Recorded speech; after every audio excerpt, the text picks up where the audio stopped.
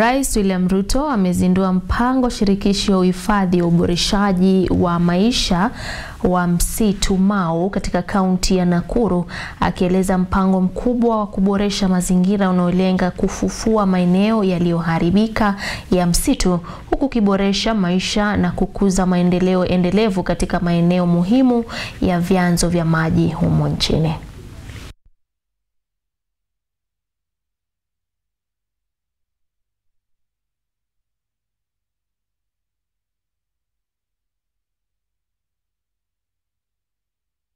Rais William Ruto leo katika kaunti ya Nakuru wakati wa uzinduzi wa mipango shirikishi wa uhifadhi na uboreshaji wa msitu Mau amefichua haja ya ekari 33,000 za msitu wa Mau ulioharibiwa unahitaji kukarabatiwa kwa haraka. August, these community members have since been paid about 7 million Kenya shillings.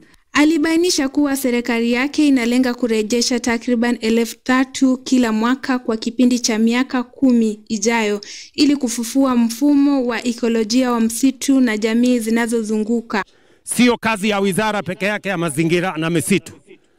Hii ni kazi ya Wakenya wote, serikali nzima ya taifa letu la Kenya. Na ndio sababu hiyo tumekubaliana ya kwamba Kenya Forest Service itashirikiana na wizara ya Public Service, hasa National Youth Service, watusaidie katika kuzalisha seedlings ama miche bilioni 1 kila mwaka.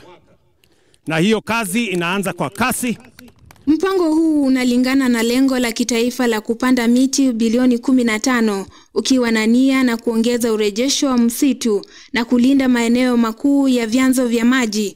Ruto amesisitiza kuwa juhudi za uhifadhi unafaa kuenda sambamba na urejesho wa jamii, ikiwemo uundaji wa ardhi na kukuza matumizi endelevu ya ardhi. Itakuwa ni chemichemi ya kutusaidia kuwa na maji katika mito yetu.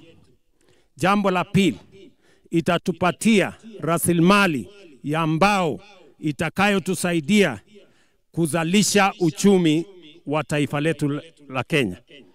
Na pia tuko na mambo ya livelihoods ambazo wale wanaishi karibu na hizi misitu pia watafaidika, ili tuhakikisha kwamba kuna uhusiano mzuri kati ya wananchi na misitu, kusiwe na fujo.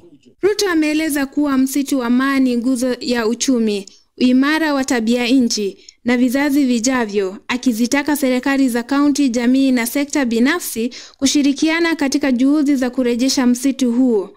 Rais vilevile amesisitiza dhamira ya serikali yake kurejesha msitu Mau, kulinda vyanzo vya maji, kuimarisha kilimo na kuboresha maisha ya wakazi wa eneo hilo. Rael Makona, Runinga KU.